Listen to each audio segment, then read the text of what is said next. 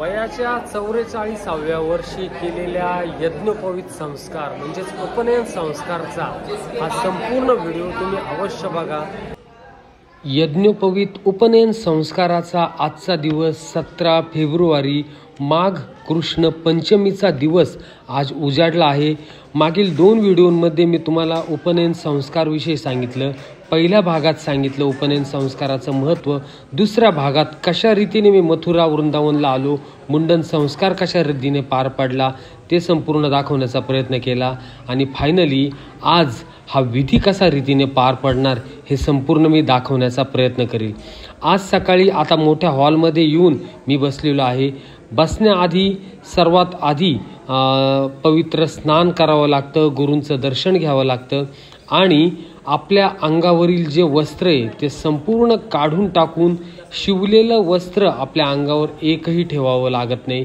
फक्त शाल, लुंगी आणि लंगोट या वस्त्रांवर आपण हॉलमध्ये येऊन बसतो। हॉलमध्ये येऊन बसल्यानंतर आपल्यावर मंत्रोपचाराने गंध प्रक्षोपण केलं जातं आणि जे मुंडन आपण केलेले आहे त्या मुंडनाच्या ठिकाणी डोक्यावर देखील एक स्वस्तिकाचं चिन्ह काढलं जातं। तर अशा रीतीने आता विधीची सुरुवात होणार आहे।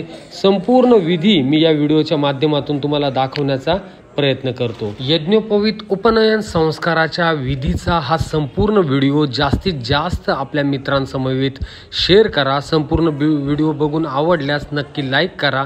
आपल्या मनात काही प्रश्न उपस्थित असतील तर कमेंट करून नक्की विचारा। सुरू करूया आजच्या यज्ञोपवीत संस्काराच्या विधीचा कार्यक्रम। जय श्रीराम। अशा प्रकारे मी देखील बसलेलो आणि असे आसने संपूर्ण मागं आणि आता आपला यज्ञोपवीतचा विधी लवकरच चालू होईल। इथं यज्ञोपवीतच्या विधीला बसण्याआधी आपल्याला अंगावर जेवढे वस्त्र आहे ते सगळे काढावे लागतात। म्हणजे वस्त्र म्हणजे कोणते, जर आपल्या अंगावर जर शिवलेलं वस्त्र असेल तर ते कोणतंच आपल्या अंगावर ठेवावं लागत नाही। लंगोट आपल्याला घालावा लागतो आणि एक पंचा घालावा लागतो आणि अंगावर अशी शाल घ्यावी लागते। तर होईल आता थोड्याच वेळात सुरू। 7:30ची वेळ आहे।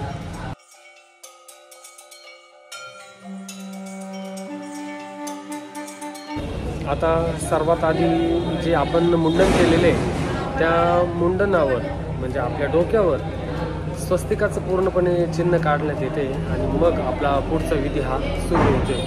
तर बघूया आपण पुढचा विधी आता कसा राहतो। संपूर्ण मी आपला यज्ञोपवीत उपनयन विधी तुम्हाला दाखवण्याचा प्रयत्न करतो।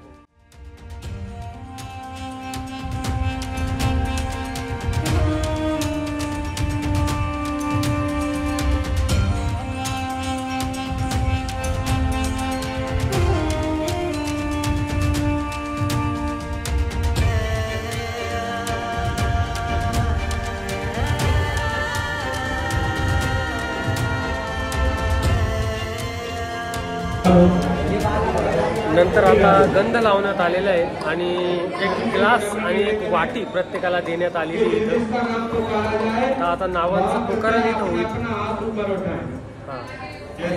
टोटल 40 ते 50 जणांचा यज्ञोपवीत विधी उपनयन विधी इथं होत आहे।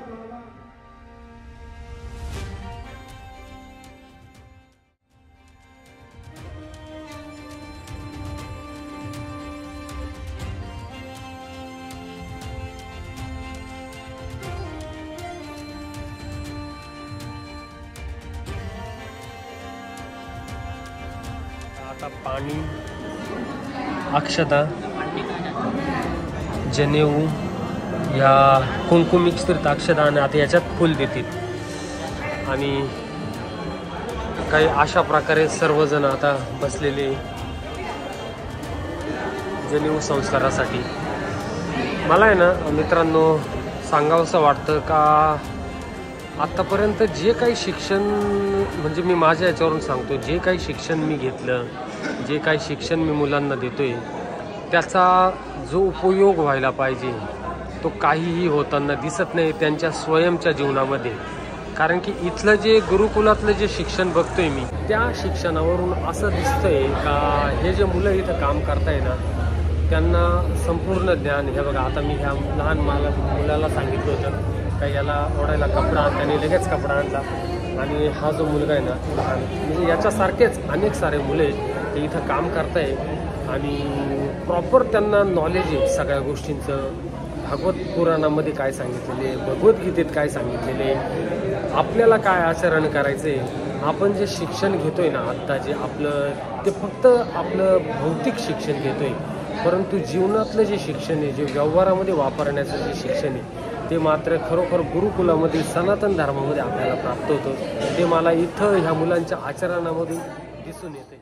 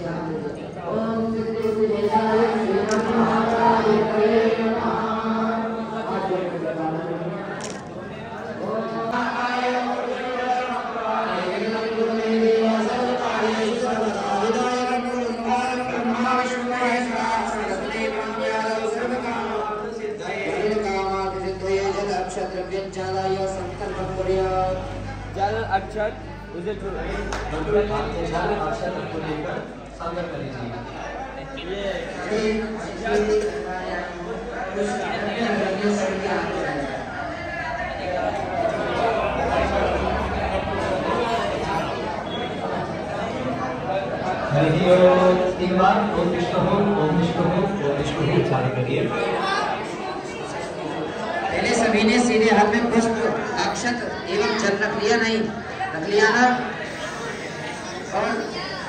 और जिनके भी घर वाले आए हों तो कुछ द्रव्य रख देंगे सभी के हाथ में, कुछ दक्षिणा।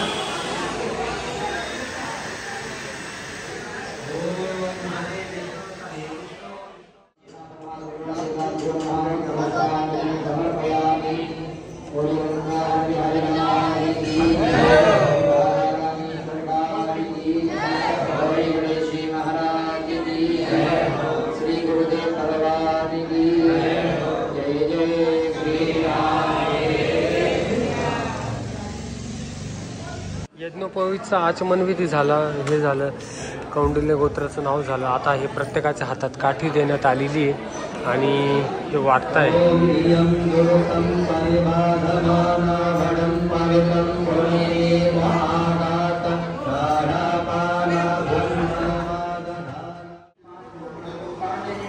आता पूजाविधी हा पूर्ण होत आलेला आहे आणि प्रत्येक साधकाला 5 ब्राह्मण यज्ञोपवीत धारण करता येते.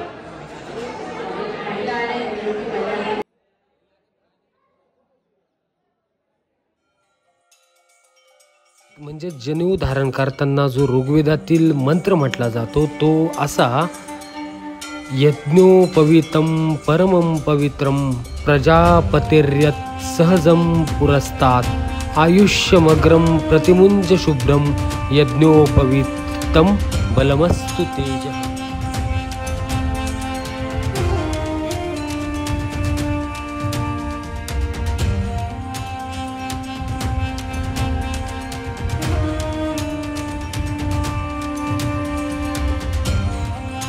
यज्ञोपवीत धारण केल्यानंतर आता पुढं जो हा होम चालू आहे, त्या होमात 5-5 जणांना प्रामुख्याने बोलवून त्याच्यात आहुती द्यायला लावतात. यज्ञोपवीत म्हणजेच जनेऊ धारण करण्यासाठी ऋग्वेदामधील जो मंत्र आहे तो यज्ञोपवीतं परमं पवित्रं प्रजापतेर्यत् सहजं पुरस्तात् आयुष्यमग्रं प्रतिमुंच शुभ्रं यज्ञोपवीतं बलमस्तु तेजः.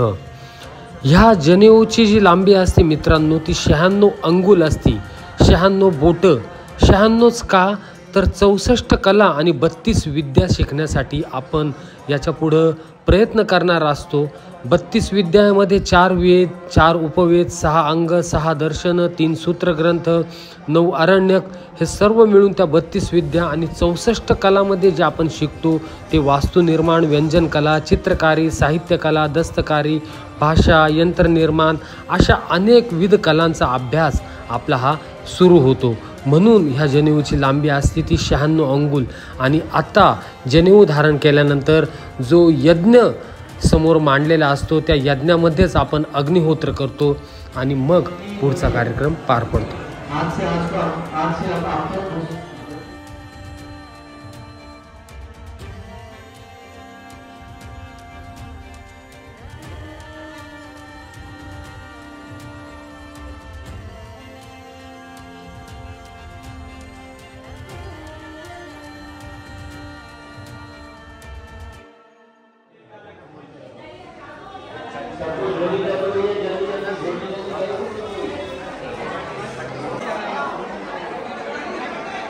तर आता भिक्षांदेहीचा कार्यक्रम चालू झालेला आहे। मी देखील आता लाईनच लागतो इथं। सगळ्यात शेवटी मी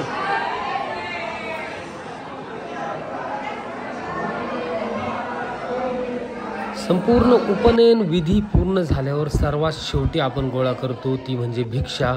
आणि भिक्षा ग्रहण करून त्या भिक्षेत जे काय मिळालेले ते आपण ग्रहण करतो।